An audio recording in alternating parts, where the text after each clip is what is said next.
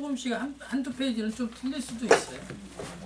그러니까 내 거로는 15페이지인데 제 6항을 할 차례예요 우리가. 카메라 이거 켜졌죠 전도사님? 예.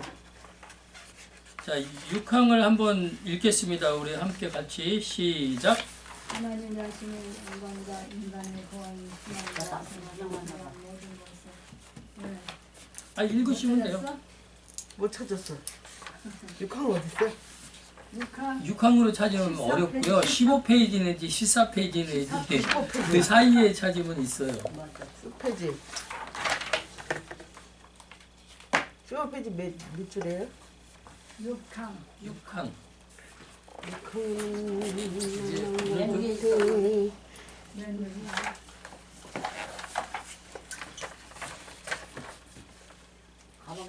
자, 다 찾았어요? 네, 찾았어요. 페이지로 찾으면 되죠. 페이지 15 아니면 14 아니면 16.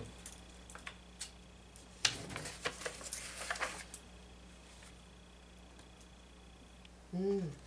14페이지 위에 있네. 그러니까 제가 저랑 여러분이 가지고 있는 페이지가 좀씩 틀릴 수가 있어요.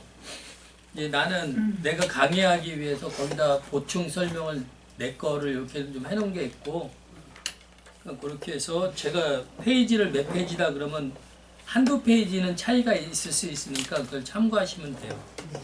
자, 오늘 우리가 웨스트민스터 1장이에요. 1장 6항을 할 차례예요. 이게 10항까지 있어요. 그만큼 성경이 중요하기 때문에 성경론에 대해서 이렇게 웨스트민스터 신조에서는 이렇게 강조하고 있습니다. 길게. 그래서 6항을 한번 우리 함께 읽을게요. 같이. 하나님 하나님이 자신의 영광과 인간의 구원, 신앙과 생활에 필요한 모든 것에 관하여 하나님이 가지고 계시는 모든 계획은 성경에 분명하게 기록되어 있거나 아니면 선하고 적절한 논리에 의하여 성경에서 연역된 수가 있다. 우리 성령의 새로운 계시에 대해서든 혹은 인간들의 전통에서든 아무것도 어느 때를 막론하고 더 첨가할 수가 없다. 그러나 말씀으로 계시되어 있는 그런 것들을 본능적으로 이해하는 데는 하나님의 성경의 내적 규명이 필요하다는 것을 우리는 인정한다. 또한 하나님께 드리는 예배와 교회의 성기에 관해서는 인간적인 활동이나 난제에서 또 찾아볼 수 있는 어떤 규칙들이 있다는 것을 인정한다. 그러한 규칙들은 반드시 준수되어야 하는 말씀의 일반적인 법칙들을 따라서 본성의 빛과 기독교인의 신중한 사려 분별에 의해서 정해져야 하는 것이다. 예.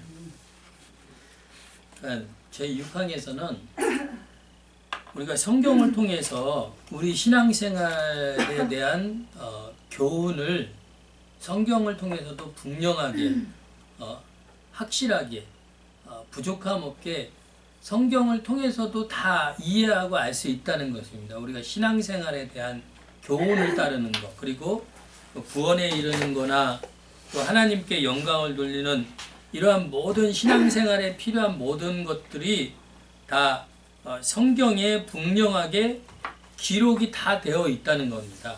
그렇기 때문에 실랑 파랑에서 보면은 무식한 자나 유식한 자나 그러니까 학문이 깊거나 안 깊은 자나 누구나 성경을 통해서 구원에 대해서 하나님에 대해서 또 내가 신앙생활을 어떻게 해야 되는가 성경을 통해서 분명하게 확실하게 다 알 수가 있다라는 겁니다.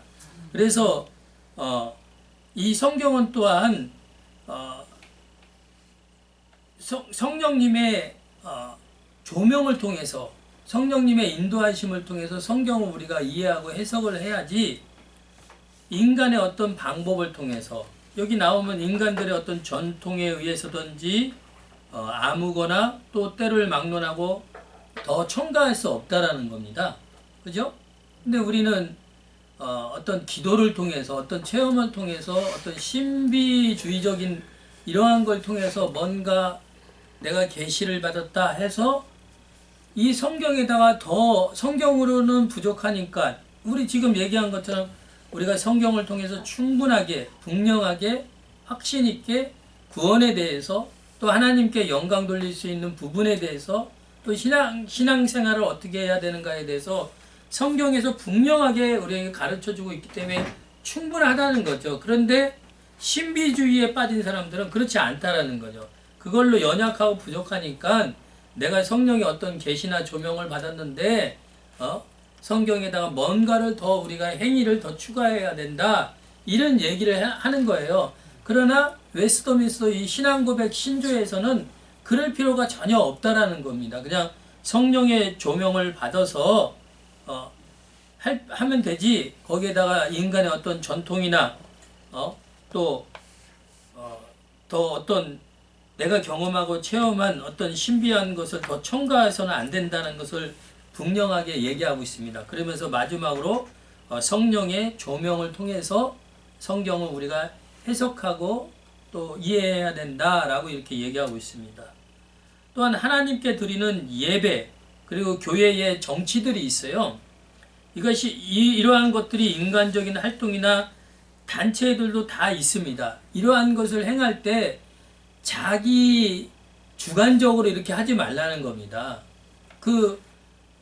여러 사람들이 있으면 그 교회에서 우리가 회의 결과에서 공적으로 우리가 이렇게 했으면 좋겠다라는 부분도 있잖아요. 인간적인 그런 부분으로 다 서로 나누면서 하라는 거죠. 자기 어떤 마음대로 이렇게 하지 말고 거기 성경 말씀을 한번 참고를 해 보십시오. 디모데후서 3장 15절 17절 그리고 갈라디아서 1장 8절 자 디모데후서 3장 15절 17절 그러니까 일단은 여러분 내가 성경 말씀을 불러주는 때 앞에 무슨 디모데후서다 고린도전서다 이게 생각이 안 나면 일단 뒤에 몇 장 몇 절 이것만 일단 쓰세요. 그럼 나중에 여기 다 써놨네. 예, 거기 있는 것도 있고 빠진 것도 있어요. 갈라디아서 1장 8절 9절 갈라디아서 1장 8절 9절 그리고 고린도전서 14장 26절 40절 참고로 해서 6항의 내용에 대한 그 보충 그 성경에 있는 내용의 말씀이거든요. 그러니까 여러분이 좀 찾아서 읽어보시고 나중에 그 밑에 해설을 보면 이 웨스트민스터 신앙고백서 1장의 성경 6항에서는 성경의 완전성과 충족성에 대해서 이렇게 분명하게 얘기하고 있습니다. 이거 세 가지 명제를 통해서 얘기하고 있습니다. 첫째로 영감된 신구약 성경은 하나님 영광과 우리 믿음과 생활에 대한 완전한 규칙과 규범이라는 겁니다. 그죠? 우리가 성경을 통해서 충분하게 분명하게 우리 믿음에 대해서 하나님 영광에 대해서 충분하게 우리가 알 수 있다는 겁니다. 그래서 이걸 떠나서 다른 거에 의지할 필요가 없다라는 걸 곧 얘기를 하는 거예요. 그러니까 그래서 우리 신앙의 종교 개혁주의자들이나 개혁파들은 그래서 계시 의존적 신앙을 가지라는 겁니다. 말 그대로 성경을 의존하는 신앙생활을 하라는 거예요. 자꾸 내가 어떤 신비함을 통해서 어떤 것을 신앙생활은 어떻게 하게 되고 성경은 또 내가 어떻게 이해하고 해석할까 그러지 말라는 겁니다. 성경에 충분하게 우리 신앙의 생활은 어떻게 하고 또 하나님께 영광 돌리는 방향은 어떻게 하는가 충분하게 우리에게 명료하게 알려주고 있다라는 겁니다. 그래서 하나님께서 나타내신 초자연적인 계시는 모두 다 성경에 내포되어 있습니다. 즉 개인과 또 사회 실천을 위해서 필요한 것이 충분하게 또 풍성하게 성경에서 이 모든 걸 다 제공한다는 거예요. 디모데후서 우리 한번 이거 읽어볼까요? 찾아서 디모데후서 3장 15절 17절 디모데후서 3장 15절 17절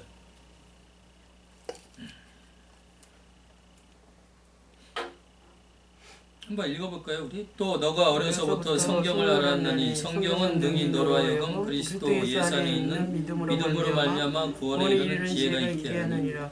모든 성경은 하나님의 감동으로 되어 온 것으로 교훈과 책망과 바르게 함과 의로 교육하게 유익하니 이는 하나님의 사람으로 온전케 하며 모든 선한 일을 행해 능력을 갖추게 하려 합니다. 아멘. 그러니까 성경을 통해서 우리가 충분하게 하나님께 예배드리는 방법과 또 하나님께 영광 돌리는 또 우리의 신앙과 믿음의 생활에 대한 모든 부분이 충분하다는 것이죠. 그것이 성경을 통해서 우리가 충분하게 규범이 될 수 있다는 겁니다. 우리가 읽은 말씀에서도 보면은 성경을 통해서 우리가 구원에 대해서 충분하게 그 지혜를 알 수 있다는 겁니다. 성경을 읽고 묵상할 때. 그리고 성경 자체가 하나님의 감동으로 되었기 때문에 우리 신앙생활과 믿음의 생활하는데 모든 교훈과 책망과 바르게 하고 또 의로 교육하기에 유익하다는 겁니다.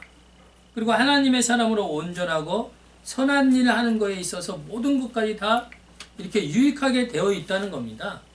그렇기 때문에 이 신앙 고백서에서는 6항에서는 이런 모든 우리가 신앙생활에 필요한 모든 것이 성경으로 충분하다는 겁니다. 성령의 내적인 조명을 통해서 충분하지 여기에 다른 것이 부족하니까 성경을 떠나서 다른 것을 의존해서 할 필요성이 전혀 없다는 겁니다. 그래서 우리가 성경을 부지런히 연구할수록 사람이 하나님에 대하여서 믿어야 할 것과 그리고 하나님께서 사람에게 요구하시는 것 그 모든 의미에 관해서 성경이 완전한 규범으로 부족함 없게 우리에게 알려준다는 겁니다. 할렐루야. 그리고 특별히 성경은 하나님의 구원의 계획에 의해서 자기 백성, 즉 교회에게 주어진 은혜의 방도이므로 교회는 말씀의 조명 가운데서 교회의 올바른 보존을 위해서 규범적 규칙들을 둘 수 있음을 인정을 한다. 고린도전서 말씀 나와 있죠? 이러한 것들이 필요한 이유는 하나님을 올바르게 경배하기 위함이요 또 주님의 거룩한 교회를 온전히 세워나가기 위함이라는 것입니다. 두 번째로 완전한 신앙 규범인 성경 이외에 성령의 새로운 계시나 사람들의 전승을 첨가할 필요가 전혀 없다라는 거예요. 성경으로 충분하다는 것이죠. 근데 우리는 어때요? 자꾸 다른 부분을 성경에다가 이걸로는 연약하고 나약하니까 우리 신앙생활에 부족하니까 뭔가 내 행위를 통해서 내 어떤 체험을 통해서 여기다 자꾸 첨가하려고 하는 거예요. 그 밑에 보면 하나님께서 이미 우리에게 영감된 성경인 완전하고 충족한 규범을 주셨습니다. 그죠? 성경은 하나님에 대한 구원을 얻기 위한 확실하고 완전하며 투명한 믿음과 생활의 규범을 충분하게 우리에게 제공을 합니다. 따라서 사도시대 이후에 성령의 새로운 계시나 또 인간의 전승을 신앙 규범으로 보충하려는 것은 성경 권위를 인정하지 않는 잘못됐다는 거죠. 그것이. 근데 우리는 자꾸 다른 인간의 어떠한 전승이나 이런 것을 쫓아가는 이런 부분이 있잖아요. 그래서 성경은 하나님에 대한 그리고 우리 구원을 얻는데 완전한 진리의 체계를 가지기에 여기에 대한 그 어떤 보충적인 규범을 허용할 필요가 없다는 겁니다. 성경은 거기 가로 열고 성경의 완전성, 성경의 충족성을 이렇게 얘기하고 있는 겁니다. 그러니까 성경으로 완전하다는 거죠. 우리 신앙과 믿음에 대한 생활과 신앙 생활에 대한 또 하나님께 영광 돌리는 구원에 이르는 모든 것이 성경 하나로 완전하며 충분하다는 겁니다. 이 내용이. 물론 우리는 말씀에 계시던 진리를 이해의 구원에 이르려면 성령의 내적인 조명이 반드시 필요함을 또 살핍니다. 여기에서 영적 조명이란 우리의 이해력의 새로운 진리를 전해주는 것이 아니며 이미 성경에서 객관적으로 제시된 진리를 영적으로 분별을 하며 이해하도록 사람의 마음과 심정을 열어줄 뿐이다. 그러므로 우리가 성경 본문을 이해할 때에 항상 새로운 뜻이나 새로운 의미 등을 쫓을 것이 아니라는 겁니다. 이미 나타낸 바 된 분명한 뜻이 무언지를 정확히 이해하며 이를 바탕으로 어떤 시대나 상황 가운데서도 변치 않는 진리를 따르는 신앙생활을 추구해야 된다라고 얘기를 하는 겁니다. 근데 우리는 성경으로 충분한데 이 내용이 그거예요. 자꾸 새로운 뜻, 새로운 것을 성경을 덮어놓고 새로운 공부하고 새로운 것을 쫓으려고 한다는 것이죠. 우리 보통 보면은 어디 가면은 어떤 신령한 목사가 있고 어디 가면 성경을 해석을 아주 기똥차게 잘한다고 하는 성경에서 충분하게 우리가 성령의 내적인 조명을 통해서 성령님의 인도함을 받아서 충분하게 성령의 조명을 받게 되면 인도함을 받으면요 그 시편 말씀에도 나와 있잖아요. 내 하나님 말씀이 내 발의 길이요 또 빛이 되고 등이 된다고 그러잖아요. 충분하게 우리의 신앙생활에 대한 것을 모범적으로 다 가르쳐 준다는 겁니다.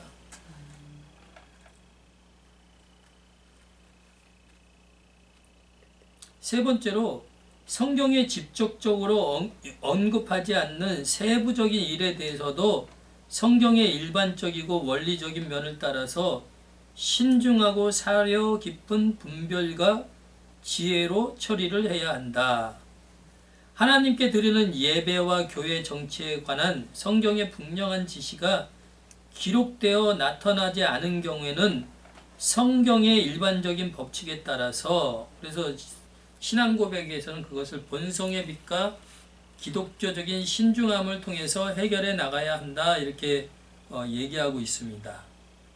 그래서 우리가 교회에서 드리지는 정치나 또 예배에 대해서는 이렇게 기독교적인 그 본성의 빛과 그 신중함을 통해서 해결을 하라는 겁니다. 그래서 고린도전서 14장 40절 말씀대로 모든 것을 좀 품위 있게 그리고 질서 있게 하라는 겁니다.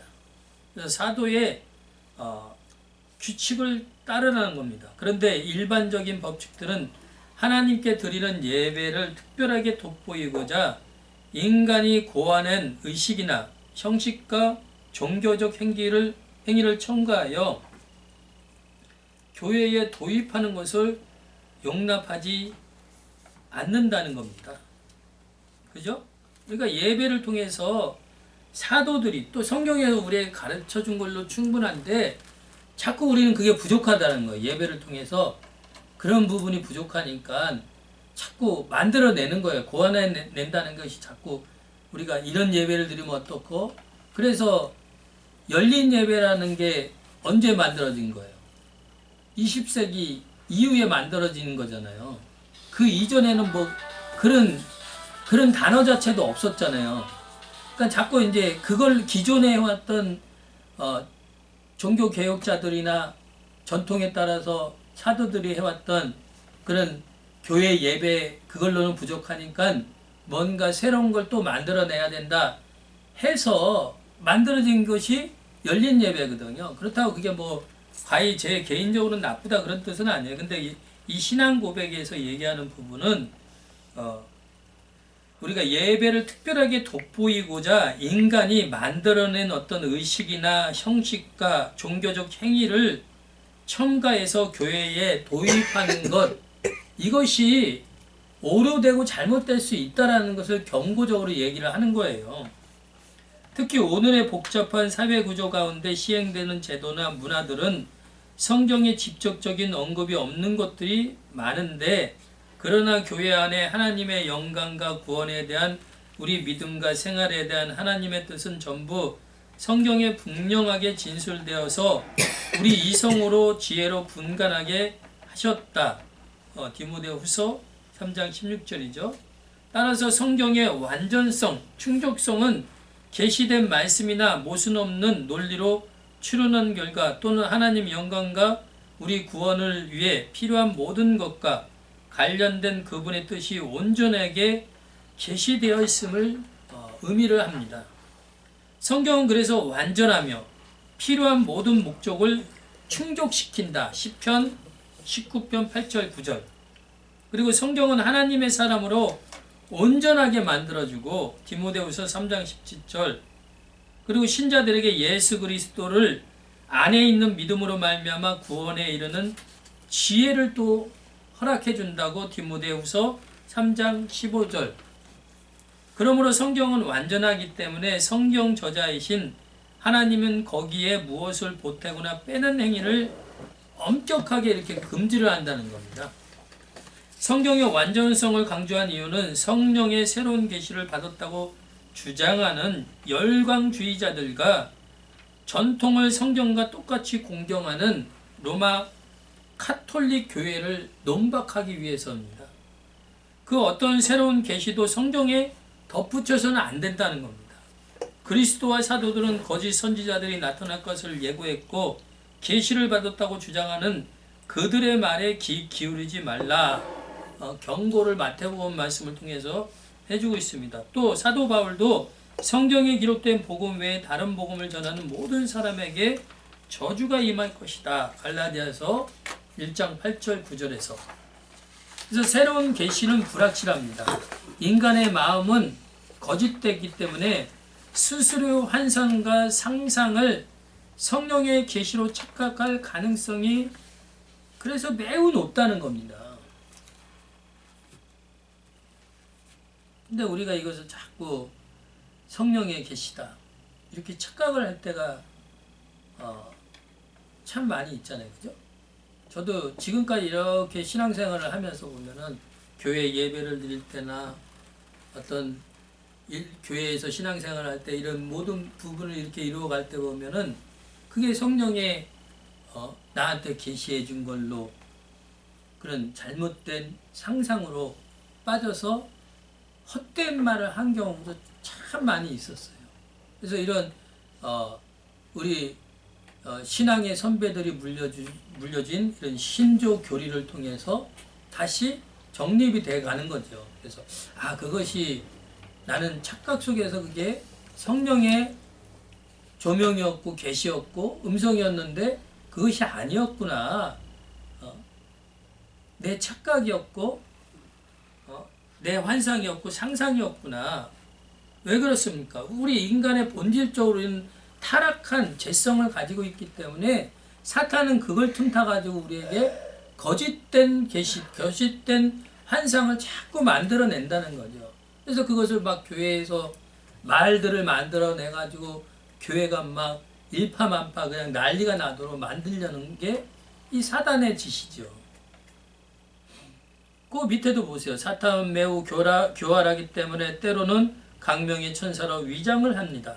따라서 사사로운 계시는 당사자에게 매우 불확실하고 다른 사람에게도 불확실하다. 그 누구도 사사로운 계시의 권위를 주장할 수 없다. 더욱이 성경에 어긋나는 견해나 행동을 주장한다면 그것은 미혹의 영에 이끌릴 수가 있다는 겁니다.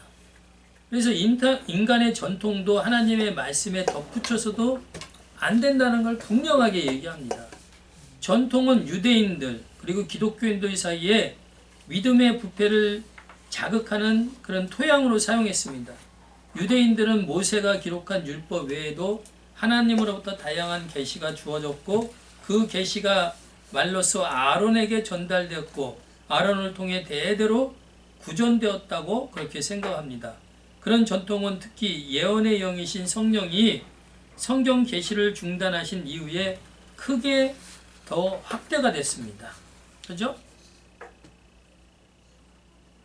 성경은 더 이상 66권 외에 계시되는 건 없어요. 그죠? 여기에 뭐 계시가 지금도 이루어진다 그러면 이 잘못된 거예요. 이거는요. 66건으로만 충분하다는 걸 여기 우리가 배우는 이 신조에서는 그걸 자꾸 강조를 하는 거예요. 이걸로 충분하다는 거예요.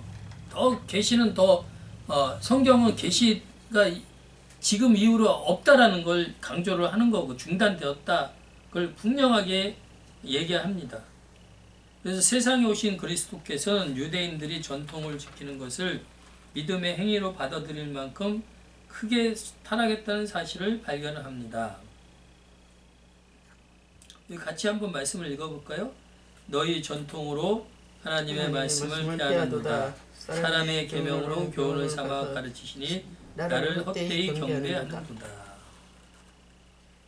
우리가 이 말씀대로 마태복음 15장 6절 9절 말씀대로 정말 우리가 교회 안에서 그렇게 전통으로 내려온 것이 진리이냐 그렇게 교훈하고 가르치면 안 된다는 것이죠.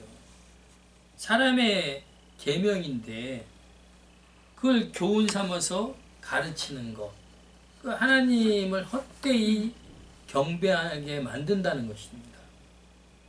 그러나 로마 카톨릭 교회의 예배와 교리도 이와 같은 식으로 부패되었다. 그들은 유대인들처럼 그리스도와 사도들이 성경에서 발견되지 않은 많은 진리를 전했고 그것이 전통으로 자신들에게 주어졌다고 그렇게 주장을 합니다. 그러니까 전통을 카톨릭 교회는 이렇게 전통을 중요하게 여긴다는 거죠. 성경에서 다 말하지 못한 부분을 교황이나 신부들을 통해서 교회 전통을 통해서 성경의 부족한 부분을 그렇게 교훈해주고 알려주고 있다. 이것을 아주 중요하게 이렇게 가르친다는 겁니다.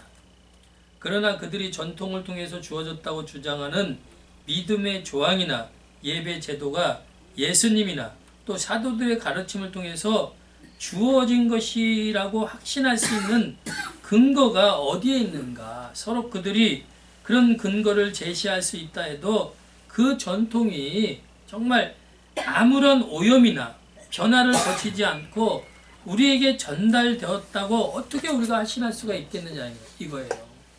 그죠? 내가 지금 어떤 부분을 이렇게 한번 얘기하면 몇 사람을 거쳐서 서승원은 착하다 이렇게 얘기를 했는데 나중에 10명째 되면은 서승원은 악하고 뭐 나쁜 놈이고 악한 놈이다. 그렇게 오염되게 우리는 전달됐을 뿐이 없다라는 것이죠. 사람이라. 그죠? 근데 이들은 그렇지 않다는 거지. 성경으로 부족해서 하나님이 교회에 권위 있는 자들에게 교황이나 등등 이렇게 해서 그걸 교훈으로 우리에게 주셨다 하면서 그걸 매우 중요하게 여기는 거예요. 그래서 이 신조에서는 그게 오염되지 않구나. 그것이 변화되지 않았다는 것을 어떻게 그것을 알 수가 있느냐. 중간에 잘못될 수도 있지 않느냐. 우리는 본성적으로 타락한 본질을 가지고 있는 재성을 가지고 있기 때문에 타락된 말들이 나올 수뿐이 없다라는 거예요. 그래서 사도적 전통이라고 불리는 것들 가운데는 사도시대 이후에 시작된 것이 대부분을 차지한다. 기록되지 않은 전통을 성경에 덧붙인다면 인간 상상에서 비롯되는 변질과 부패를 부추겨서 하나님의 율법을 공허하게 만드는 것이 뻔하다. 주님이 유대인들의 전통을 엄히 단죄하듯이 우리도 로마 카톨릭 교회가 주장하는 전통을 거부해야 된다는 겁니다. 그래서 어떤 목회자는 우리가 결혼식에서 뭡니까? 엄마들이 나와서 뭐래요? 이번에 김응혜 목사님 어떻게 했어요? 엄마들이 처음에 나오자마자 촛불 켜는 일을 하잖아요. 이게 천주교에서 내려온 전통이거든. 그게 이제 교회 안에 기독교 안에 들어와서 그게 우리 결혼식에도 그렇게 행하는 거야. 그리고 교회들이 여기 막 그림 이런 거 뭐라고 합니까? 성화라고 하나? 하여튼 그런 그림을 막 붙이자. 그게 카톨릭에서 내려온 그런 전통들이거든.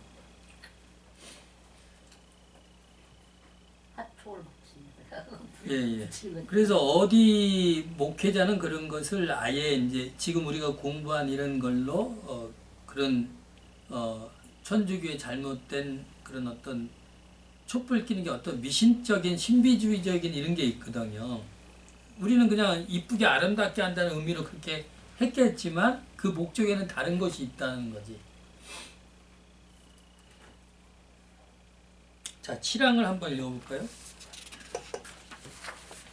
성경에 있는 모든 것들은 그 자체가 한결같이 명백하거나 모든 사람에게 한결같이 분명하게 받아들여지지는 않는다. 베드로후서 3장 16절이죠. 그렇지만 구원을 얻기 위해서 알아야 하고 믿고 지켜야 할 필요한 것들은 성경 안에 여러 곳에 아주 분명하게 제시되어 있고 밝혀져 있기 때문에 유식한 사람뿐 아니라 무식한 사람일지라도 통상적인 방법을 적당하게 사용하기만 하면은 그것을 충분하게 이해할 수가 있다. 그 시편 말씀 119편 105절 130절 아마 이거 105편은 119편 105절은 이게 아마 성경의 우리 발의 등이요 빛이요 그 말씀인가 그럴 거예요. 그러니까 7항에서도 6항에서 얘기하는 대로 반복되게 얘기하는 거예요. 성경에 있는 모든 것들이 한결같이 명백하다는 거죠. 틀림없다라는 거예요. 모든 사람에게 한결같이 분명하게 받아들여지지는 않는다. 그죠? 그러니까 우리가 성경을 읽다 보면 다 명백하게 또 분명하게 그것이 이해가 안 될 때가 있어요. 좀 어려운 부분들도 있어요. 베드로후서 3장 16절 한번 찾아볼게요. 우리 베드로후서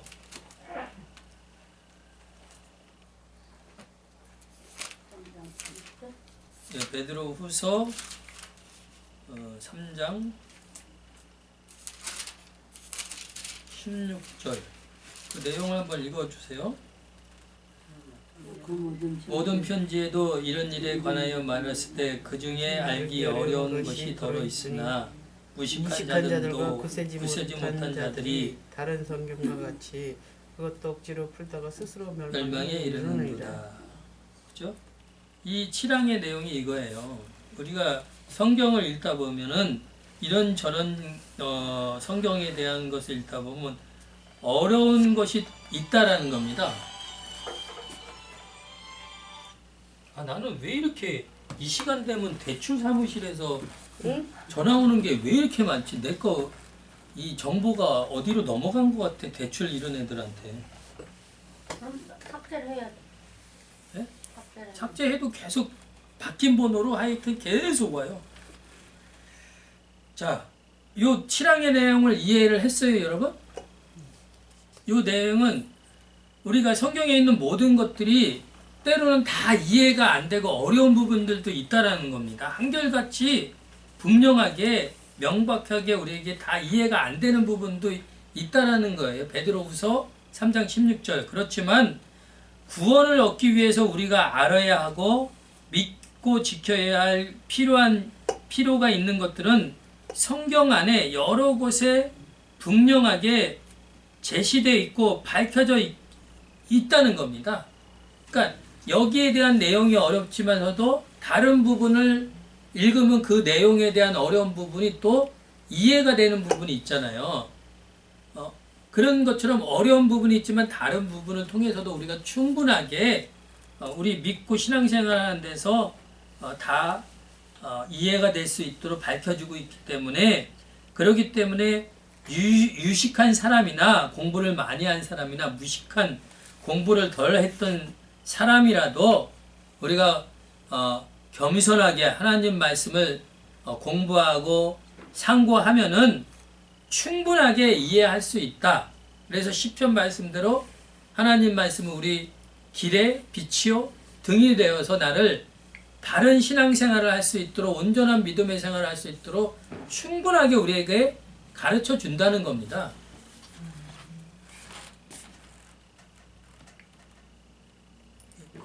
꺼졌네.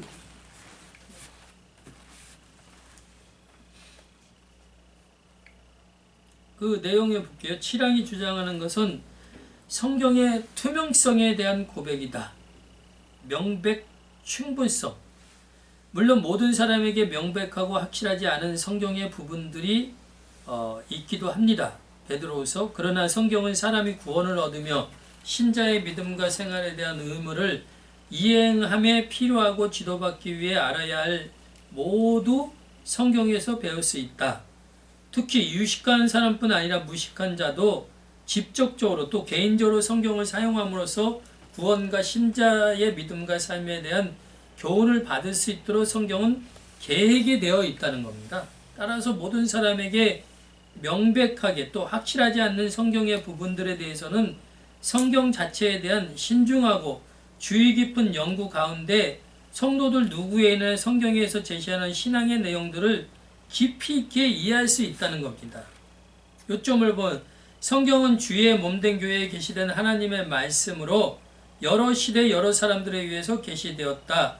하나님은 성경을 기록함에 있어서 각각 조항들로 체계적 방식으로 정리한 것이 아니라 인간 역사 가운데 선택한 특별한 정도를 통해서 계시를 유기적 방식을 사용하여 기록했다. 뿐만 아니라 여러 시대 문화와 상이한 여건 속에서 성경이 기록될 당시의 환경과 더불어 주어진 하나님 말씀을 완전히 이해할 수 없다는 점이다. 특별히 죄에 빠진 사람들은 하나님 말씀을 완벽하게 깨닫는 것이 불가능합니다. 왜냐하면 이는 성경 자체에 문제가 있는 것이 아니라 죄에 빠진 사람들의 심각한 문제가 있기 때문에 모든 사람에게 다 똑같이 확실하거나 명백하지는 않다는 겁니다. 따라서 성경에는 이해하기 어려운 내용들이 많이 있는데 그럼에도 불구하고 성경에는 전체적인 하나님의 뜻을 확실하게 그리고 구원에 관한 부분이 분명하게 기록되어 있다. 즉 하나님께서는 사람들이 깨달아야 할 핵심적인 진리의 내용을 전체 성경 가운데 이곳저곳에 충분하게 투명하게 다 계시가 되어 있다는 겁니다. 그죠? 그러므로 모든 성도들은 성경을 상고하라는 명심에 따라서 겸손한 자세가 필요합니다. 즉 성령의 인도함을 받으라는 겁니다. 우리가 배운 대로 5항에 있는 내용이죠. 성령의 내적인 조명을 받아서 우리가 성경을 겸손하게 상고하면은 어려운 부분도 이해가 된다는 거죠. 그래서 신중하게 주의 깊은 연구 가운데 주님의 뜻을 깨달아 사는 것이다. 요한복음 14장 26절 거기 성경 써주시고 진리의 성령이 우리에게 오시면 우리에게 모든 것을 깨닫게 해주신다는 잖아요. 요한복음 14장 26절 내용이 또 시편 118편 18절 시편 118편 18절 제가 18이라는 것을 몇 번을 강조합니다. 118편 18절 그래서 성경은 학식이 높은 사람뿐 아니라 학식이 낮은 사람에게도 구원을 얻게 할 지식과 믿음, 신앙과 생활의 규범으로 교훈을 얻게 한다는 사실입니다. 그죠? 우리가 유념해야 될 것은 성경은 세상의 지식을 기본적인 배경으로 삼지 않았다는 것. 그러기에 세상적으로 탁월한 지식을 소유한 유식한 사람이라고 해서 하나님의 뜻을 더 잘 깨달아서 이해할 수 있는 것이 아니라는 겁니다. 세상 바탕으로 된 것이 아니기 때문에. 즉 세상에서 형성되고 학습된 경험과 지식이 성경에 기록된 복음을 깨닫기 위한 기본적인 조건이 되지 않는다. 그래서 무식한 자나 유식한 자 구별 없이 하나님의 말씀을 읽고 들음으로 하나님의 뜻과 구원, 신앙과 실천의 교훈을 주는 것이다. 즉 성경은 모든 시대와 모든 사람들을 향하여 하나님의 법이기에 순종할 것을 선포하고 믿고 순종할 때 구원으로 인도한다고 투명하게 계시합니다. 성경에는 이해하기 어려운 내용들이 있습니다는 사실. 성경은 이러한 이유로 성경의 해석의 권위를 특정한 교회나 기관, 사람에게 맡기거나 결정되지 않는다는 겁니다. 이것은 우리가 그 다음에 배울 1장 9항에 대해서 배울 건데 어려운 내용이 있다고 해서 카톨릭은 이런 주장을 하는 거예요. 그렇기 때문에 성경을 바르게 해석할 수 있는 권위를 하나님이 카톨릭 교회에게나 교황이나 이런 사람들에게 그것을 해석할 수 있는 권한을 줬다라는 것을 주장을 하나 우리 기독교 입장에서는 그게 아니라는 것이죠.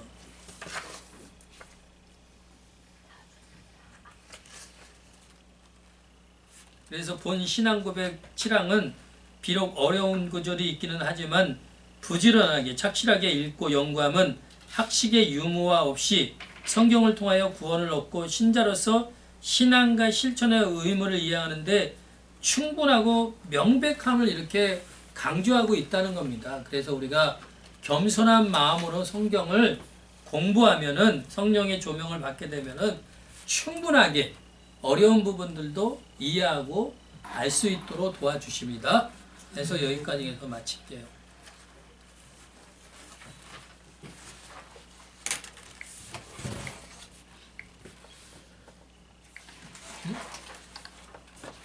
총 회장님 안 오셨어요?